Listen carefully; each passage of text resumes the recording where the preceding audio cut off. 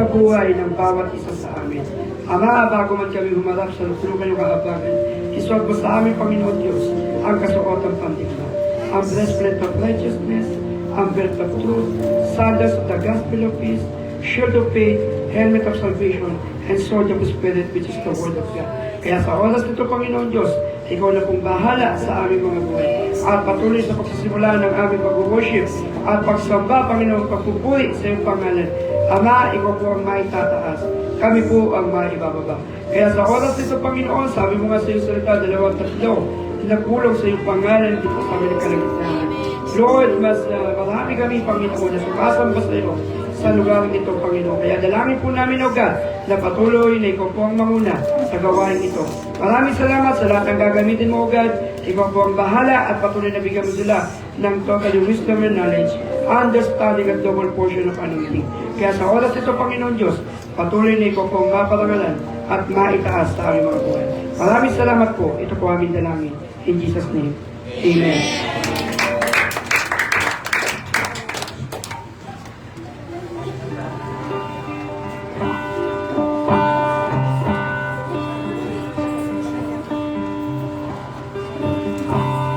Hallelujah! Are you ready to praise the Lord?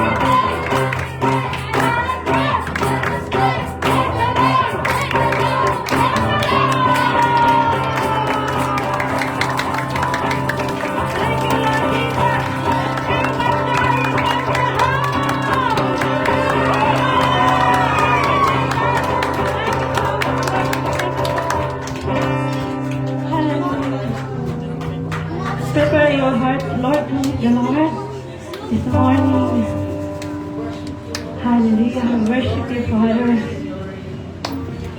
Panginoon, kami po ay namamangha sa iyong pag-ibig sa amin.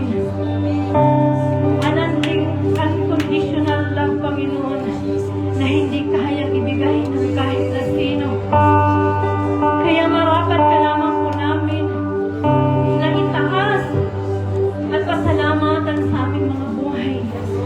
Na habang kami ay may hininga, Lord, Ikaw po ang aming pagpupurihan. Ikaw po ang aming itataas sa aming mga buhay. Salamat po, O Diyos. Ikaw na maluglok dyan sa kataas-taasan. Tanggapin mo ang aming mga papuri pagsamba sa iyo. Aming kabanal-banal ng Diyos. Hallelujah.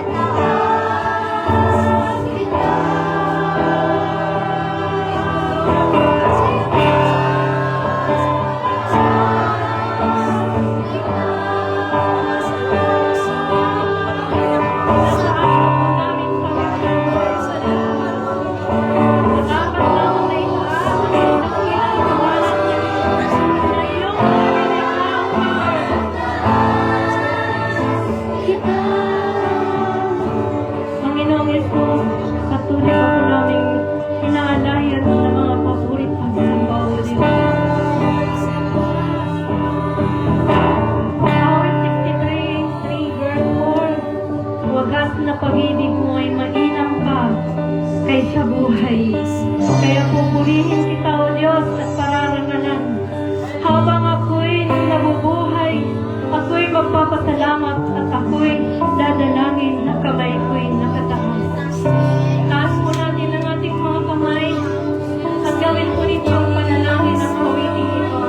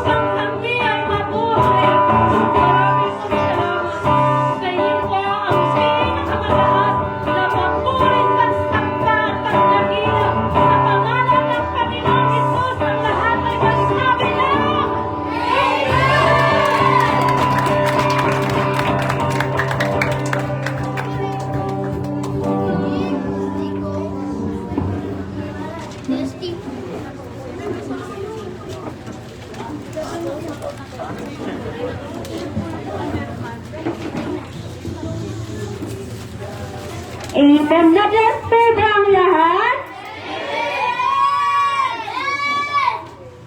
Ngayon po ay tinatawagan ko si Pastor Bernard.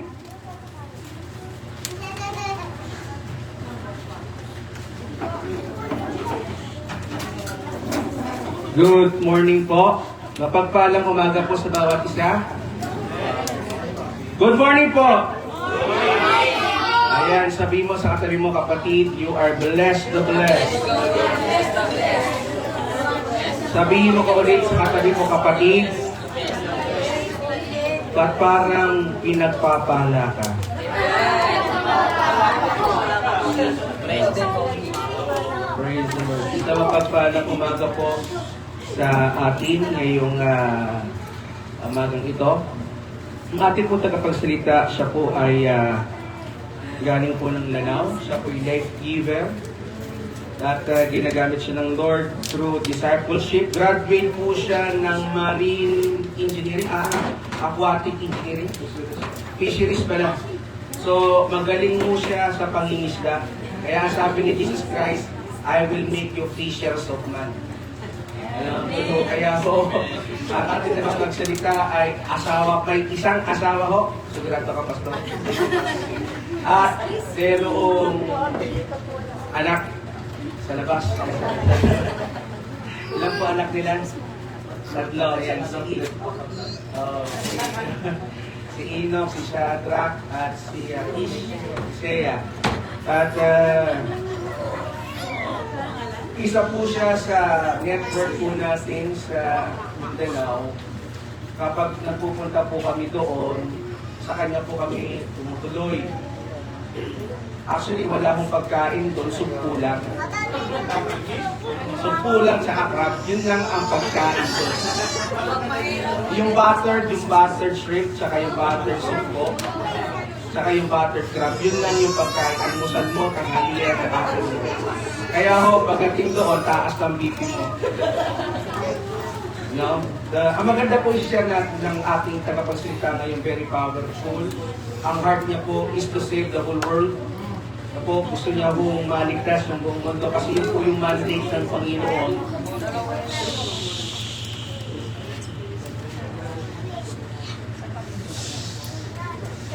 Yung po yung binigay na utos sa atin ng Panginoon to save the whole world through discipleship na utos ng ating Panginoon.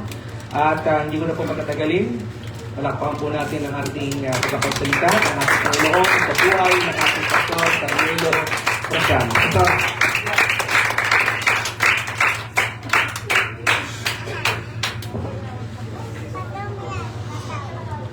So, good morning po sa lahat. Isa na kayo sa Tagalog. Kung ngayon kasi sa church namin, bihira ko na-preach maski English. Usually, I preach in our dialect in Cebuano. So, pasensya mo na kung merong lalabas na Cebuano. Marami siyang interpreter dito. Ito si Brado. Lengthy pala. Iba ko sa bilin din. So, maintindihan pa rin ninyo ako. Okay, so it's a privilege na maka-preach sa church ninyo. Nakapunta ako dito December 2023, Christmas party. At nga, ngayon pa lang nakabalik. And praise God for the opportunity na maka-part ng gusto kong i-release the Lord sa inyo. Sa church, na siguro kung nasabi na ni Pastor ulitin ko, kung hindi pa sabihin ko, I asked him na kung pwede after lunch mag-conduct ng training at diretso praktiko on how to share the gospel in a simple and a short and easily repeatable way of presenting the gospel. Pero mamaya na yan, and I thank God na ganito talaga sa amin. Ito ang magiging order ngayon nasa discipleship pa kami, pero ito yung binigay ni Lord na klase ng church na nasa house lang, no house church, kasi yun ang in-embrace namin ngayon. Multiplication of house churches or biblical communities. Kasi yun naman talaga ang church, mga tao, hindi building ang church. No? Gusto na, sabi na ni Pastor Bernard lahat tungkol sa akin, ito na lang sasabihin ko, our church is, pag nag-Sunday service, ganito lang karami, kung minsan, konti pa. But we have been outreaches. As of now, we have 30 plus groups. Some are discipleship groups, and some of that 33 are newly open Bible studies. Kasi palaging nag-training kami how to evangelize, at saka pag naka-evangelize na, we train them how to lead Bible study. And pag may nagpabaptize, yung nag-win, yun rin ang tinrain namin na mag-baptize. Hindi ko na-prepare ang picture, pero mamaya baka hindi ko mahanap, ipakita ko sa inyo. Ang ibig kong sabihin is the Great Commission is for everyone. Noong mula bata, maski sa ngayon, ang ginamit ni Lord sa church namin is from 11 to pinana si Nanay Linda. Okay? 11 to parang kaedad ko yata, 69 na ako ngayon, 69 years old. So, from 11 years old to 69 years old, yun ang ginamit ni Lord sa church namin. So, ang ibig kong sabihin, God now, in this end time, is using ordinary people. Of course, mayroong pastor na explain sa atin. But the ones that are that God is using to spread the gospel are mula bata hanggang matanda, and not necessarily even professionals, because most ng ginamit ni Lord hindi lang sa church namin, sa mga network namin ay mga ordinaryo ang tao, no? Mga lola, mga tindera na, mga vendors na, yung kamisis, yung mga disciple niya, mga vendors lang, nagtitinda ng gulay at saka isda at saka prutas, no? Lahat kumahayo sila. Every time na bakante sila, yun, minsan yung mga sa tabi nila ng mga stall, evangelize nila. And so ganyan ang church. Maliit lang, maliit ang maintenance, maliit ang gastos, at parang pamilya. Ganito talaga ang setting ng church namin. No? Meron kaming dalawang full na congregation na, meron kaming isang house church, and maybe next year, by God's grace, siguro, by God's grace, may mga 5 pa kami ma-open ng mga house churches. So, sa ano na ito, sa umagang ito, kasi kailangan maging related sa training mamaya ang preach ko. So, I will be preaching about that start. Bakit tayo pupunta sa ibang tao? It's because of the heart of God.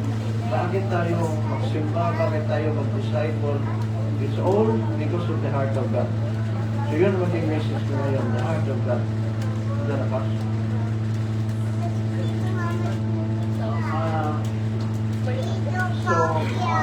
Ito ang vision talaga is to accelerate the multiplication of biblical churches and faith communities. By the way, ang biblical churches, yun ang mga ganito.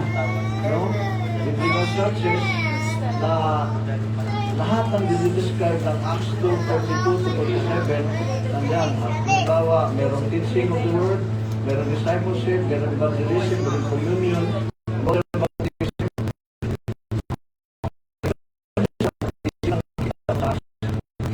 praise God, hindi na kailangan natin ng malaki pang venue. Kailangan na yung sa inyo na talagang gustong sumama kay Lord sa ginagawa niya ngayon. Pwede na kayong mag-start din sa mga ganitong mga churches doon na mismo sa bahay ninyo. Start ng Bible study and it will grow in the church. Gusto niyo ba yan?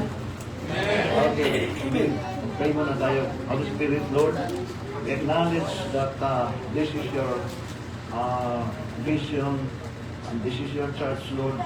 So I pray that you will open their spiritual eyes. Makita nila anong galaw ngayon at makita nila what are the kind of people na gusto mong gamitin in this end time. And I pray and I believe that there are those who are coming now, that you have already prepared for that. They only need you to give them the goal that will make them respond and align with your purpose for their lives. I believe there are some or many of them that are here now. This is not an accident, I believe. In the mighty name of Jesus, Lord, I commit everything to you. In Jesus' name, Amen. Okay, mag-start tayo. Usually, kung nag-preach ako, nasa 30 minutes lang. No? No one. Mag-preach ako, introduction ko 1 hour. Tapos ang preaching ko 30 minutes. Kaya inalis ko yung introduction para maiwan yung 30 minutes na lang. No? Anyway, this is the vision of the Father's heart. Anong puso ni God? So, tingnan natin. First, yung, alam natin na there are 4 chambers ng heart natin, but sa heart ni Lord, meron 3 lang. Now, this is not a physical heart. Kali ano yung tibok ng puso niya, ano nasa loob doon, lagay na lang natin. We cannot really understand God. Lalo pa yung heart niya, we cannot comprehend it. Yung utak natin hindi makakontain sa laki ni Lord, no? Maski sa heart lang niya, walang utak makakontain. But this is only a simple illustration, so we can have a glimpse. Ano talagang gusto ni Lord? What He desires for your life and what He desires for your place. Because God has a desire for our place. And mag-start tayo dyan. And sa buhay mo rin. Maski anong naranasan mo, ano na-encounter mo, anong crisis ang nadaanan mo, still, God is firm in His purpose for your life if you are willing to listen and allow Him to do it in your life. Amen. Okay, so, itong heart ni Lord, sa 2 Peter 3:9, God is not willing that any should perish. He wants all men to be saved, to come to repentance. So, ganitong heart ni Lord. Summarize natin, no? 2 Peter 3:9, hindi natin basahin yan. Dapat alam ko, alam nyo na yan. No? God is not willing that anyone should perish, but that all should come to repentance. Yun ang sabi ni Peter, knowing the heart of God. Ang ibig sabihin, the Lord is not angry with sinners. He's not angry with people who are lost, who do not yet know Him. But instead, God has compassion on them. Kaya ang awa ni Lord sa kanila. And passionate yung desire niya to have a relationship with people who do not yet know Him. This is the heart of God. This is the heart of God. Kuha natin. And then sa Matthew 16, this is the prayer of the Lord. Let your kingdom come, and let your will be done on earth as it is in heaven. In the place where no one contests the will of God, nandun ang kingdom niya. Kung saan sinusunod si Lord as a king, yan ang kingdom niya. And ang prayer ni Jesus, kung gaano sinunod si Lord, of course, well, sa prayer, ano ba yan? Buhay labot. Hindi kasama si Satan sa prayer. Let your kingdom come. On earth as it is in heaven. So in heaven, kasi wala na rin si Satan, nandito na ngayon eh. Tinapon na dito. So, everyone, every being in heaven submits to the Lord as King. Grabe ang reverence, ang worship, ang pag-obey, ang submission. Walang ibang alam yung mga tao doon. Lalo na mga angels, wala silang ibang alam except to obey the King of Kings and the Lord of Lords. Naintindihan natin. Okay, so, this prayer, we can be the answer to that prayer. First, if we allow our lives to be the kingdom of God. We must learn to obey Him as King. We must learn to know that we do not belong to ourselves anymore, that we have a King, and kung alam natin ano ang kingship noon, ano sinabi niya is a decree, no? That is the ganyan. Gusto ni Lord. He will rule in our lives because kung si Lord ang mag-rule sa life natin, everything good, everything best na hindi na na-imagine natin, kaya gawin niya sa buhay natin, we only have to obey. Because His word is for us. Hindi yun para sa atin, para ipitin tayo, kaya nagbigay ng command. He has given us a command to set boundaries para maging maligaya, para maging successful, para pinaka-the best sa buhay na ito, naranasan natin. That is the purpose of His laws. It's not for Him.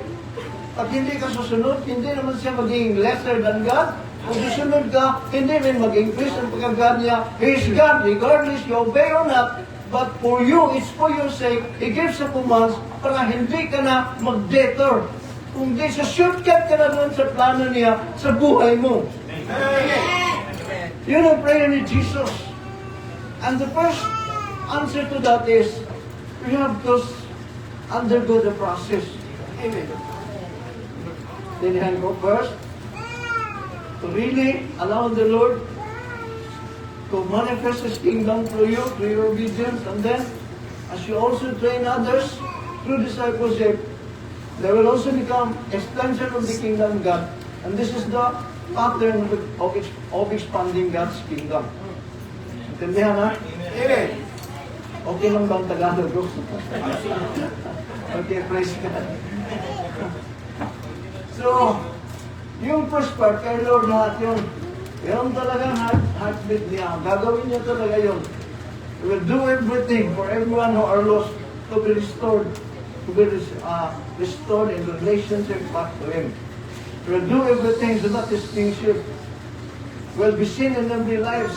Because that kingship, when obeyed, will also display His glory. How He can transform you. Kung ano ka ngayon, angat ka ni Lord. Amen. Angat ka ni Lord. So, next. This is our part. We have collaboration on this part. Doon, wala tayo doon. Kay Lord natin, gagawin niya yun. Regardless kung sasama ka sa Kanya, hindi. But ito, gusto niya maging partner niya tayo dito sa second and third chamber. Doon, wala. Yun. Kanya lahat yun. Gagawin niya. Sa Muslim area nga, He will allow Muslims to dream and they will be converted. No? So kumikilos talaga si Lord.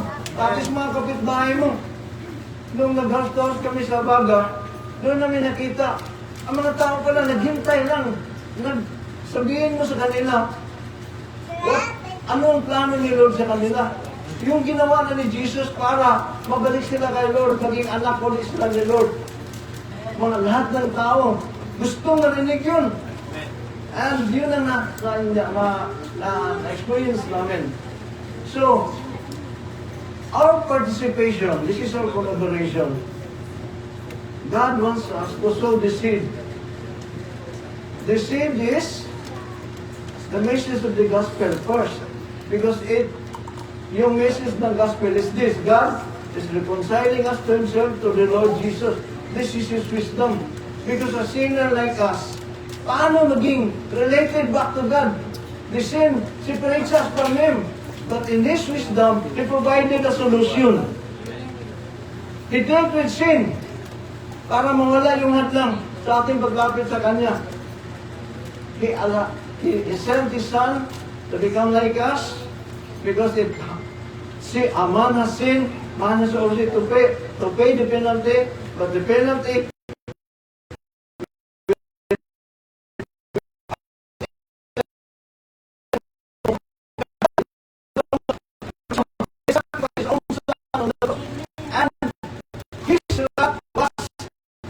His Son, who in our place took all our sins and made the payment that is required. Entendihan ako? Christ, God in His wisdom, provide a solution of what we can never do to deal with our sins. It must be paid eternally in hell kung wala si Jesus.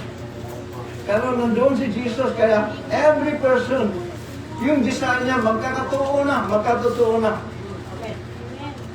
Not everyone should perish, but that all should come to repentance. Kaya, rule natin, we have to preach that message. Someone has already died on the cross to pay for your sins. And God is now welcoming you back to Him as a son, like the prodigal son. He's not angry with you. Amen. And the people around you. But you have to sow the seed. Tanim mo yung seed, which is the message of the good news about what the Lord Jesus has done on the cross. Second, na gawin natin, hindi dapat yung seed, maging seed lang. We need grow. No? Kasi kung seed lang, pwede mamatay lang yan eh. The seed must sprout. And when it sprout, it will produce a plant that will produce more seeds. So that is again our part. What is on you? I-reproduce mo sa iba through discipleship. Anong faith mo, anong obedience na nandoon sa iyo, i-share, paano nakashare, natutunan mo mag-share ng gospel or the good news of what Christ has done on the cross. Kailangan, it must be repeated through generations.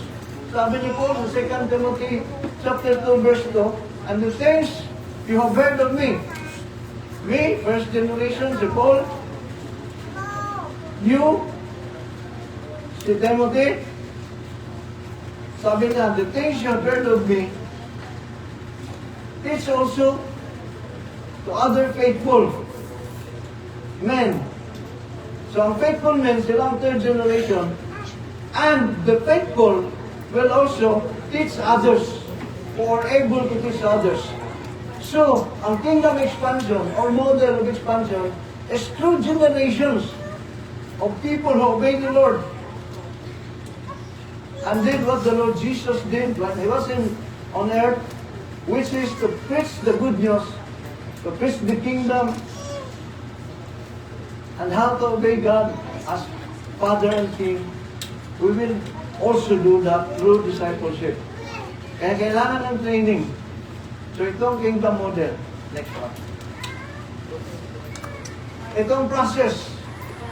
Yung lahat ng sinabi ko, mula pag-plant ng seed, at saka pag-produce ng disciples and generation of disciples, itong process nasa Matthew 4:26 to 29. And he said, the kingdom of God is as if a man should scatter seed on the ground. So, scatter seed, kailangan hindi natin hihintayin na ang mga tao ang papasok dito sa church para ma-born again. Intindihan? Kailangan ma-spread ang gospel. Scatter natin. Ang ibig sabihin ng scatter, maraming seeds at marami rin ang hagisan mo ng seed. And that means we have to go out, to go to the people, plant or scatter the seed in their hearts. Walang pili. Maski masama, maski yung kontra natin, maski yung palagi tayong minamarites, kailangan makarinig ng gospel. Kaya ito, para mahinto yung kanyang pagkamarites. Yung palaging may ginawang mali sa atin. No? Kailangan rin, agisa natin ng seed. Because God wants them to be saved. Because God is not angry with them. Tayo lang nagagalit sa kanila. Naintindihan? This is what this means. Scatter seed on the ground. The ground is the world. He sleeps and rises night and day. And when you have scattered the seed, we do not produce the result. We do not know who will follow the Lord. We just have to scatter so that the seed will go to those who are willing to follow the Lord. If we do not go out and scatter the seed, there are many waiting there for the seed to be planted in their hearts. And grows. So kung ano ka na ng seed, may mga tao talaga that God has already prepared, has put the hunger, na hindi sila magkontento na makarinig lang. Gusto nila mag-study. And so yun ang i-disciple natin. We'll open a Bible study. And even in doing the Bible study, hindi natin alam kung paano sila mag-grow or mag-grow ba. Posibleng makinig lang, kung hindi sila mag-obey, basta hindi atin yun ang resulta. We just have to do our part because this is a partnership. We have to scatter the seed. Amen. Kailangan tayong lumabas, mag-share ng gospel.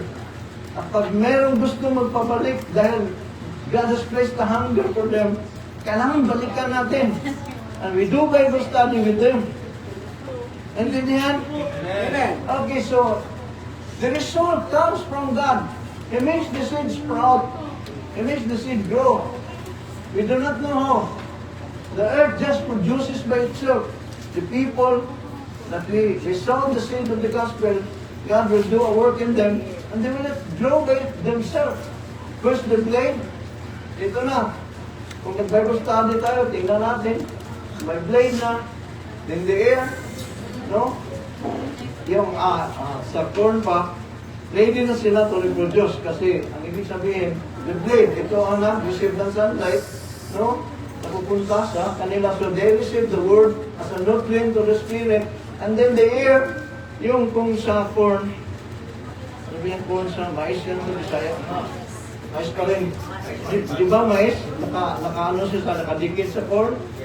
Tapos, tanggalin, pag-ripe na, at saka itanim na naman.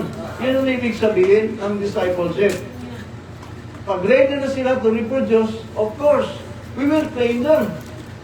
Pag full grain na sila, kailangan sila i-train and i-harvest para i-send out na naman, para sila na naman mag-start the process. They will train people who will show the gospel, and then they will train people who will lead Bible studies, and then they will gather them into a biblical community, which in Acts is called the church. Hindi building ang church. This is now the church. We are the church. Next. So this is the process of kingdom growth. Itong pattern ni Jesus, kinokopya lang natin. So, papasok siya sa isang lugar. No, papasok siya. Usually, kasi yung ang mga Pharisees lang, yung trained sa law, sila lang nakaalam. So usually, maging empty sila, wala silang alam sa law, sa Old Testament. So doon si Jesus pumunta. Doon siya nag-scatter ng seed. But before scattering the seed, he first meet the needs. Kinuha niya kung anong kailangan, kung may sickness, pagalingin niya. No, kung may demonyo, dineliverance niya. Kita natin. Lahat ng pangailangan ng tao, pinakain niya. Kung need nila ipagkain, pinakain niya. So that is yan ang role ng mission. Pupunta tayo sa kanila, we meet the needs. Because from that, we can establish a relationship where we can sow the seed. Next. So this is now the seed sowing. This is evangelism, intentional. Lalabas talaga tayo, ihagis natin ang gospel sa mga tao na God has already prepared because there are people outside that God has already prepared. We need to find them. We cannot find them if we stay all the time in the church and expect them and hope them to come to the church. We have to go out and find these persons of faith whom God has already prepared. Because once they hear the gospel, they will receive the message, they will receive you as messenger, and they will receive the vision of God to expand His kingdom to all the earth. Intindihan pa rin? Next. So, once that we have sown the seed, we have found the person of faith, doon tayo mag-concentrate na. Bible study, disciple natin, i-train natin.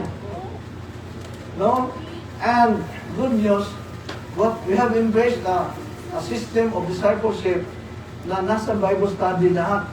Mamaya, hindi pa pala mamaya, kasi evangelism may turo ko mamaya, no? Next time siguro. Anyway, nandito si Shin, isang network leader namin doon, dito siya nagtrabaho. Alam niya lahat, no? Paano? Ito rin si Ninyo, kung hindi pa siya sasakay sa barko, kung wala na ko, pwede rin sila magturo. Okay, growth of grain. So, ang ginawa dito, yung person of peace, Kasi prepare na ni Lord, the disciple, it rained, i-absorb niya lahat. Pag person of peace, i-absorb niya lahat. So, ito maging start, ang Bible study na ma-start, kasi mag-invite tayo, hindi ito makuntinto na siya lang nakarinig, siya lang nag-train. Kasi mo lang, i-invite niya, parang Cornelius ba? No? Parang Lydia. In-invite yung lahat ng family, parang jailer ng Philippi. In-invite lahat, naging born again, naging church. Intindihan pa rin? Okay, so, yun na, pag match yun ang Bible study, maging church na siya. No? Ang bundle, ang pag-form ng bundle of grain na ready na for church, ano bang kailangan sa ayon sa description ng 42 to 47, they met together in the house, baking bread, communion, teaching the apostles, teaching, yun ang discipleship. And then, they do signs and wonders. Meron silang prayer meeting, mag-gather sila in prayer and out. And then, of course, evangelism. Daily, the Lord added to the church. Ibig sabihin, nangyayari tayo, kasi hindi papasok yung, yung added daily. Hindi yun papasok kung wala nagsabi ng gospel sa kanila. Ibig sabihin, dito, maliit lang, pero lumabas lahat para i-share ang gospel. Intindihan? This is the process of how to expand God's kingdom. It will be the answer to the prayer of the Lord Jesus, that your kingdom come, that your will be done on earth as it is in heaven. If we work with God in this process, because as we do our part, the real worker, the main actor, hindi tayo. Ako. We just partner with this. The real worker, nandiyan na ba? The unseen actor. Because as we go, we spread the seed. The Holy Spirit is working in their hearts, convicting them of sin, showing them of judgment, of righteousness, na dapat yun ang pamumuhay nila. He is the main actor. The Holy Spirit is the main actor. Ang siya ang nag-produce, siya ang nag-work na sa person of peace, siya ang nag-grow sa person of peace, siya ang nag-work sa Bible study, siya rin ang mag-work dito na mag-duplicate ang church na ito. Kuha natin. So the main actor is the Holy Spirit. Naintindihan ko bago? Okay. Next pass. So, ngayon, hindi pwedeng i-pitch lang paano gawin. Kasi magigilty kayo. Pagkalagin, ayaw tayo, labas tayo. Itong sinabi ni Jesus, go out. No? Pag nandito ka, para kayong taman, tinago lang ang gospel. Dapat lalabas ka para magkaroon ng galansa sa Lord. Pag hindi mo turuan paano, magigilty sila. So we have to train. Si Jesus nag-train ng 12. Nag-train ng 70. Si Paul ganun din. Nag-train ng Timothy. Timothy ng faithful men. Unfaithful men training others. Tatawa. Okay, so we have to train how to go to new people. So meron ka bridging ang tawag dyan. We bridge to the unbelievers. Nagawa tayo ng tulay. How? Kaya pa rin ka Jesus by meeting needs. I-meet natin yung need. Kung hindi tayo masyado marami pang pera, we can meet the need by praying for them. Sa mga house-to-house namin, usually, yung mga delegates, in-train namin dito, no? Anyway, baka feeling maano din ito. So they will ask a question, if the Lord is here, I'll ask you, what do you want me to do for you? No? May story kasi sa kay Bartimaeus ba? Anong gusto mong sabihin kay Lord? And then the answer, we pray for them. And when we pray for them, even those people na sa simula are hard, matigas, parang maraming dahilan na ayaw niya magpatuloy. Pero dahil sabihin, mag-pray lang muna kami tayo.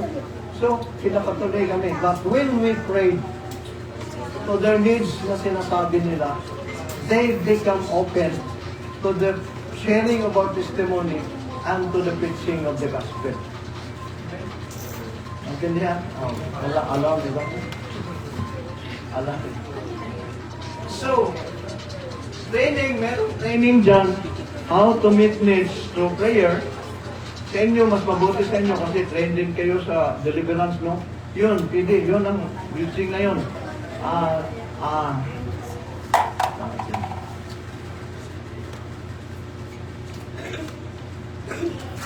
So, ang unang training is how to bridge. So, may praktikong kagad, pinasama sa house to house, kami ang mag-intro, tapos sila mag-pray. And then may training na naman how to share a simple presentation of the gospel. Tinawag kami 3 circles. Yun ang i-train namin mamaya. Tapos yung magpa-train, lalabas kayo. Anyway, samahan naman kayo ng mga leaders ko na nandito. Talagang pupunta kayo sa mga bahay mamaya pagkatapos ng training. And as a practicum, anong tinitrain namin, gawin ninyo doon sa labas. So, kayo may gospel. And pag merong tumanggap, kasi sabihin natin, makatanggap na sa Panginoon, sabihin natin, gusto mong makapag-aral ng, ano ba yun? Lugang ka? Gusto nyong madagdagan kayong knowledge sa Bible, okay lang ba sa iyo? Babalik kami. We will learn the Bible together. We'll study the Bible together. So yun na. Dito na tayo. Disciples sila to Discovery Bible Study. It's a simple structure. Nandun lahat, nandun ang pastoral care, nandun ang pag-present ng passage na lahat talaga maka-absorb. And then may mga questions, ibigay. And then, paano mo i-apply? Sinong sharean mo? Preparing them for sharing to others. So nandun lahat sa Discovery Bible Study. Hindi namin maturo ngayon. Yun lang muna, how to share the gospel dito. So making disciples is done in Discovery Bible Study. And then, kung ang Discovery Bible Study, hinug na, nag-practice ng evangelism, of course, ang discipleship, nandoon na sa structure, meron silang communion, meron ng giving pala, at na-water baptized na yung mga Discovery Bible Study, mas kilima lang sila. Gawin ng church, they're already at church. Because sooner or later, they will reproduce because they are trained. And also there's a training how to make Bible study convert into house church. Ngayon, wala pa kami sa stage ng Bible study convert into house church. Kasi tina-target namin ma-reach yung 4th generation of disciple makers. Pero marami na, siguro mga 80 to 90% ng church marunong na mag-Bible study. Kung hindi pa sila ang nag-lead, they are participating by attending in the Bible studies. Maliit lang yung church namin kung makita niyo, magsimba kayo. Ganito lang karami. Minsan, konti pa dito. And then pero we are moving in this next pass. So ito na ang tawag dito, yung buong pattern. So nakita natin how it began, ang collaboration natin sa dalawang chamber, and then yung actual process na gawin natin, go to new people, share the gospel, make disciples, in Bible study, and make the Bible study, make the Bible study into a church, house church. Meron ba ba? At ito yung sa amin, huwag ninyong kailangan ito, sa amin ito na-develop namin. Mag-start kami ng live retreat, and then training ng yung gawing training namin mamaya, how to share the gospel. Then i-train namin sila how to pray walk sa target na area na doon sila mag-share ng gospel house to house. And then training ng house to house, meron talagang practicum na lahat. Halimbawa, nung summer, 2 weeks, nandun kami sa isang barangay, 4 na puro, house to house. Nag-share kami ng gospel. And then next, kung meron ng magpabalik, we start the Discovery Bible Study with them kung mahanap ng person of peace. And then, yung mismong person of peace, i-train siya na mag-lead ng Bible Study. At itong gawin sa mga mag-attend ng Bible Study. Hindi palaging si facilitate, hindi palaging si leader ang mag-facilitate. I-train lahat ng member na mag-facilitate ng Bible study para kung meron silang mawin o masira ng gospel, sila ang mag-Bible study doon. Hindi itong unang leader. Intindihan? So ganyan, maging magaan para sa first generation leader at maging mabilis ang multiplication. Dahil marami sa baba ang marunong na paano gawin kung sakali may tatanggap sa Panginoon at may mag-attend ng Bible study. Everyone will know how. Tapos, saan ba yun? So, pagkatapos, i-apprentice siya. So, yung kung ma-send out na yung mga lahat ng Bible study niya, meron ng kanya-kanyang Bible study, meron ng training, how to coach them. Kasi hindi na siya pupunta doon. Yung mga nag-open, i-coach na niya yung naka-open, i-coach na lang niya. No? Kumusta kayo? Actually, sa coaching, kumustahan lang. Kumusta kayo? Ginawa ba ninyo? It's more on accountability para lang ma-ensure na ginawa talaga. Yun ang role lang ng coach. So, i-guide. Kung hindi kasi, pwedeng ma-divert eh. Yung role ng coach, nandoon siya to guide. Balik tayo. Paano ito? Wala, hindi ko pa nagawa yung action step ko. Sige, try ka uli. Gawin natin. Kung gusto mo, samahan kita. Yun ang role ng coach. So, pag natapos na, yung next generation, yun ang maging second generation. Pagkatapos ng coach training, yung na-produce ng mga bagong Bible study leaders, they are the next generation. So, the process will only be repeated because once one cycle has been done, a next generation will be produced, and the same cycle will be repeated in that generation, which will produce the next generation, which will produce the next generation. Unstoppable na.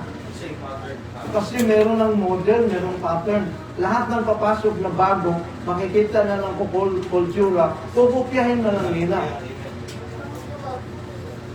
Gusto ba natin ito? Amen! Meron pa pastor na. Yung video na lang. Okay, tingnan natin. Nangyari ba itong mas sinabi ko? The heart of God will not happen what happens to those people na talagang sumubay ka, Lord. Tingnan natin itong video ito. Sa lugar ito ng Tanzania, isang part ng Africa. No? Alam natin, this is a hard ground. Kasi mga animist nila, kung ano-ano, mga Diyos, ang inano nila, may mga communist din noon, may mga terorista doon sa Africa. No? Napatay nga yung mga Christian kayo doon eh, pinusugutan na yun. Okay, tingnan natin ito.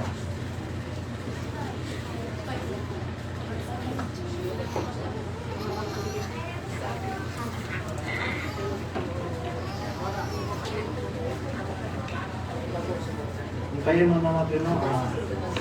Tayo muna natin.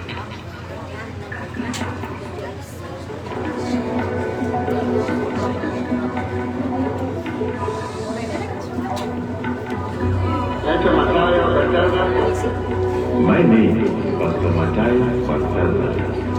In August of 2014, Life Ministry Tanzania invited me to a partnership meeting. I was challenged with God's heart for the Lord and to be Christ's witness from Jerusalem in all Judea, Samaria, and to the end of the earth. This gave me a big vision for my life. Life Ministry trained me to plant churches and how we could use the Jesus film in that process. Even though I thought it was impossible, my own local church planted 10 other churches over the next several months. I saw a great need to see many people come to know Christ. So I also started training other denominations to do what I was doing. One day when I was visiting villages, I stopped where people were getting water and met a man named Daud. I shared with him and his friends about God's plan for their life. He was not interested, and I almost gave up on him. But God had other plans. I was an arrogant and disrespectful person, but Pastor Matayo was patient with me. 4 days later, he came back to where I was working. This time I listened. I went home to my family and shared what he told me about Jesus' love. From that day in February 2016, Pastor Matayo helped me start a little church where I live. The second generation came as our children talked about the Jesus film to their friends at school, and they shared with their parents. One parent named Juma came to Christ and we started a church at his place. Seeing our children share with others challenged us, so we began going village to village sharing about Christ. In December, we met Michael in Kangagi village and started a third-generation church. Members from that third-generation church took their faith and love of Jesus to Pida village, where they met Gabriel and started a fourth-generation church under a tree. Those churches joined forces to plant a fifth-generation church at Williams House in Kanguluki village. In addition to sharing the gospel, each church is also caring for people around them through planting vegetable gardens, producing bricks, and a honey business. 10% of what we earn is given to the less privileged people in the community. We also reach the kids through games and teaching them to read and write. This also helps us easily engage people with interest to know more about God. Through the accountability of every member, the new Bible study groups help the gospel spread very fast. We take the gospel to those who would never think of coming to a church. Our goal is to reach 15th generation by 2025. We need your prayers to reach our goal. In one denomination, there are two churches that have reached the fifth generation. This brings great joy to my heart. All the planted churches are active and growing. We have already seen 250 churches started, and 2,000 people accept Jesus Christ in different denominations. But we need more training in all the denominations. 2 Timothy 2 verse 2 tells us to entrust the gospel to faithful men who can teach others. It is the key verse for me to see my vision of 800,000 come to know Christ. I am filled with joy. My desire is for God to continue using me in His ministry.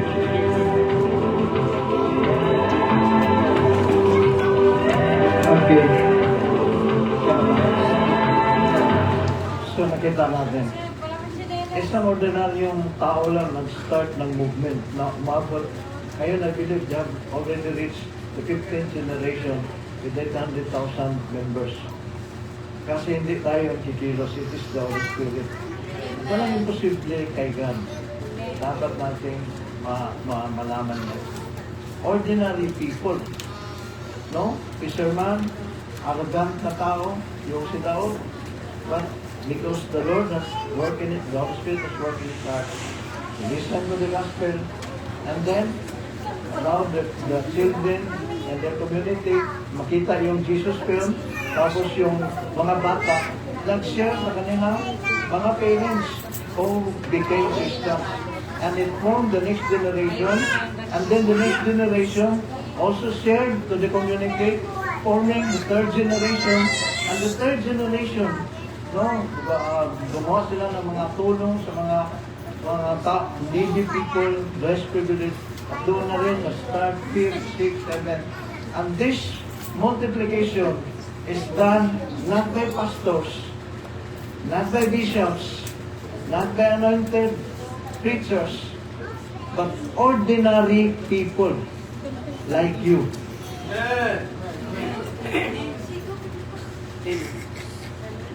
God can use ordinary people because He can transform you kung ano ang kinalagyan mo ngayon. Ano ang experience mo that caused you to believe na hindi ka pwede. It's our experience that form our belief.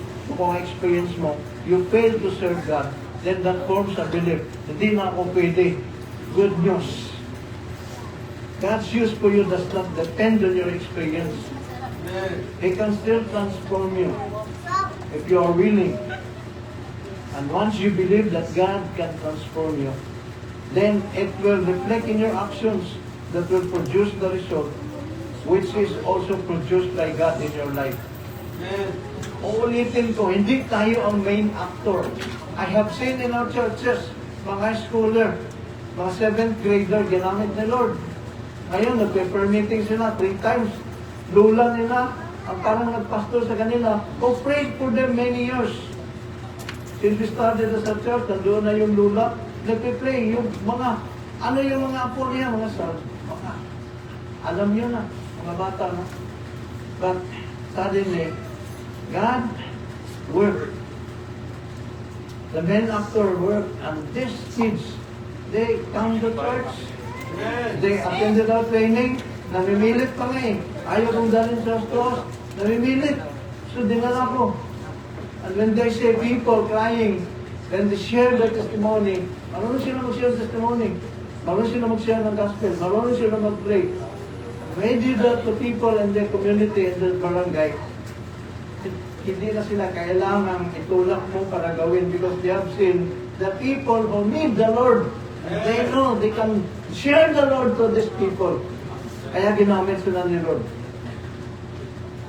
Kanya, ayun tayong lahat, tapos na ako.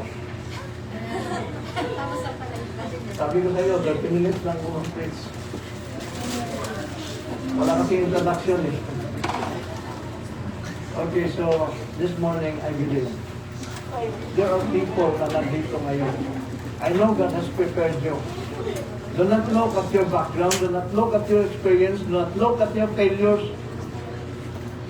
Do not look at your mess in your life. Listen to God's invitation. He has already done everything to make you clean. It was already past. God has already forgiven us on the cross.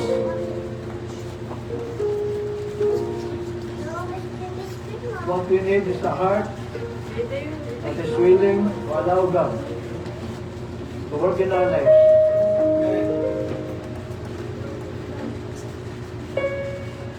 A heart that is willing to believe na kung ano ka man ngayon, God can transform you. Walang imposible na Lord. Tell Lord.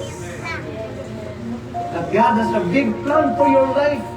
Hindi ang kinalagyan mo ngayon. God never planned that for you.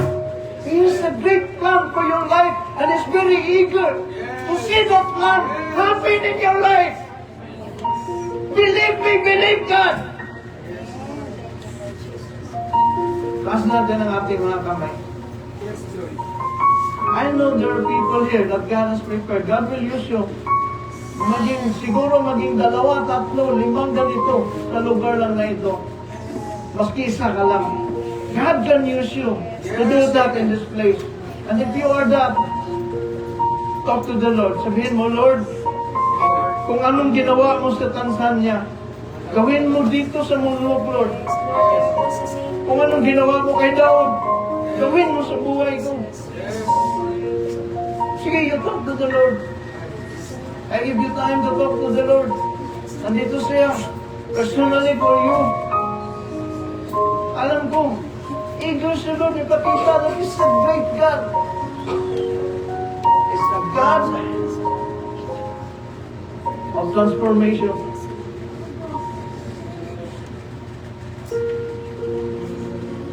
Okay. Pray to the Lord. You can pray like this. Panginoon Lord, I bring to you my life. Whatever mess I have done with my life, I place it in your hands now. I believe. Pwede mo akong gamitin, Lord, and I really want that you will use me, Lord. I surrender my life to you now. Yes, yes. Lord, kung anong ginawa mo sa Tanzania, gawin mo dito sa lugar namin. At kung, Lord, kung gusto mo, gamitin mo akong isa sa mga tao na nilaan mo na for the transformation of this place. Let me be one of them, Lord. Thank you for your mercy. Thank you for your great faithfulness. Thank you for your abundant graciousness, Lord. Thank you for the steadfast, unmovable, unchanging, eternal love for me. I give you praise. I give you glory for what you have done. Lord, I believe. And I receive it. Sige. I receive it, Lord. Say, okay, receive. Lord, I receive. I receive.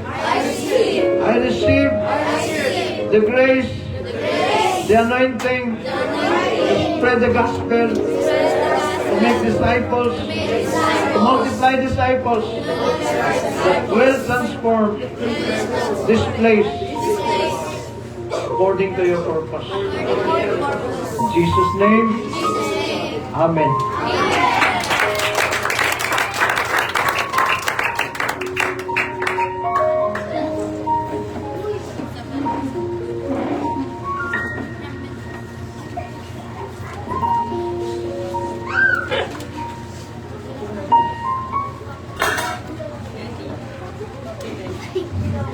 Yes, hallelujah. Salamat po sa buhay ni Pastor Carmen.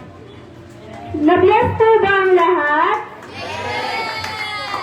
Tinatawagan ko po si Sister Ginky para po sa ating tithes and offering.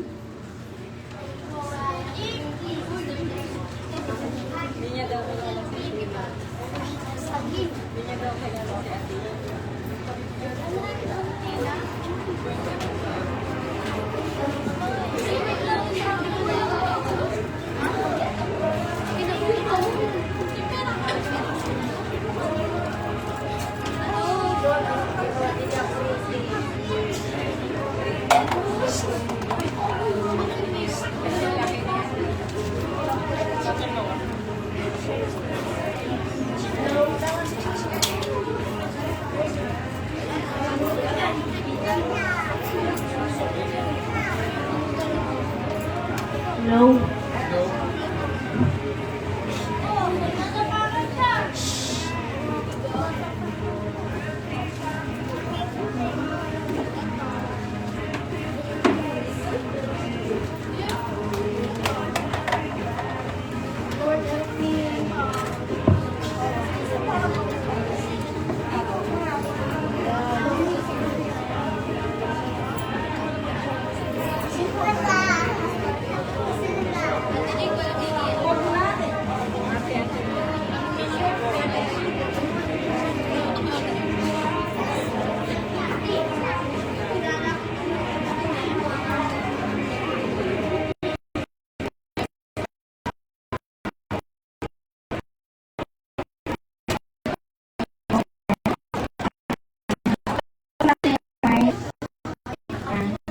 Lord, maraming salamat po, Panginoon, sa araw na ito, Panginoon Lord. Maraming salamat sa ginamit ng Pastor. Pagpalain niyo po ang kanyang buhay, Lord, at lang kanyang mga mali sa buhay. At Lord, salamat sa kanyang mga salita na aming natutunan, Lord, na hindi lang po namin itago ang mga salita bagkas, Panginoon. I-ano din po namin sa ibang tao para sila makilala at maligtas sa kanilang buhay, kanilang mga kaluluwa. Lord, maraming salamat po sa ginamit ng pastor na ito. Ingatan po siya at gabay at pagpalain kayang buhay, kay mga mali sa buhay. Maraming salamat po, Panginoon. At Panginoon, sa araw na ito, sa aming place na ito, Panginoon, ay pagpalain niyo po, Panginoon, ang nagbigay, Panginoon. Ingatan po siya at gabay at pagpalain kanilang buhay, lalo pa ng mga business, kanilang mga trabaho, Panginoon, ay pagpalain niyo po, Panginoon. At Lord, wala po kakayahang magbigay, Lord, pagpalain niyo po kanilang buhay para po na siya bigay din po at magamit ang kanilang buhay sila rin po pagpalain. Maraming salamat po, Panginoon. At Lord, salamat po sa inyo. Maraming salamat in Jesus' name. Amen.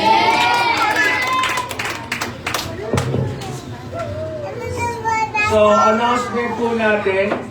Ano ba announcement? Okay, announcement po natin every Wednesday. Meron po ditong mentoring sa youth, leaders, mentoring. Pagkatapos po ang oras yun, 7 p.m., 8 o'clock online. Tapos, Thursday, ano po? Yung Thursday, Wednesday kila Pastora Evelyn, 4 o'clock. Tapos po, Thursday kila Brother Alex, po, tapos prayer po, suking po natin. Friday, then youth service po ay Saturday. Christmas party po ay December 25. 21. Sorry, December 21. Ano po? At December 21, ang Christmas party. Ano po? Sunday service and afternoon ay meron po tayong gawain. Then wag po muna tayo aalis mga kapatid sapagkat we want to have sharing pa with Pastor Carmelo na po after natin magkainan just mag-isip kasi ang ganda ho doon. Sige Pastor Bernard, tingin mo na. Tingin mo na. Alam niyo po ba doon sa church natin doon, yung mga kaedad ninyo ay nagpapaspon na sa kanila. Nagtuturo na. Kaya lahat tayo ay potential. Amen? Sabi mo sa iyong kapatid, pwede kang gamitin ni Lord. Kapalan mo lang mukha mo. Amen? Amen po ba? So after the service, kainan lang po tayo. We have a short, tawag doon, open forum. I-discuss lang sa atin, may tanong tayo, pag-usap tayo kay Pastor Carmelo. Then secondly po mga kapatid, si Pastor Carmelo po, ang kanyang flight will be on Saturday 4 a.m. Kung gusto niyo pong imbitahan siya na mag-lunch, mag-dinner, ay ipaalam niyo lang po at malimit po natin si Pastor Carmelo sa Hong Kong, doon tayo mag-dinner, tapos balik na lang. Yeah. Hong Kong restaurant. No? At ano pa ba? Pala pati sa Pastor Pimpin. Wala pa lang sila Pastor Carmelo at ang kanyang team. Yan, kapag kami yung aking apo. Doon yung aking apo. Hello, Sky. Apo ko. May apo na po ako. Apostol na ho ako. Magpapa-ordain na ako bilang apostol. Si Awi ay apostola. So, ako ay apostolos. Siya apostola. At salamat sa Panginoon. At ano pa po? Simbang gabi! Yan, simbang gabi. December 16 to 23. No? Simbang gabi po tayo. Alam niyo po, noong tradisyon ng Pilipino, kapag nakompleto mo yung simbang gabi, meron ka daw prize kay God. No, di ba? Ganun yung kayo. Hindi, kompleto mo simbang gabi kasi meron akong prize kay God. So, meron dito po yung ating gawain. No, simbang gabi, dito po yung ating gawain. Okay? Meron pa po ba? Sige po, tawagan po natin ang Pastor Evelyn para ating closing prayer. Tayo so stand up at kamay ang makatabi mo at sabihin mo, you are blessed the blessed. Sabihin mo sa kapatid mo, kapatid, umalis ka na at magpaskong ka.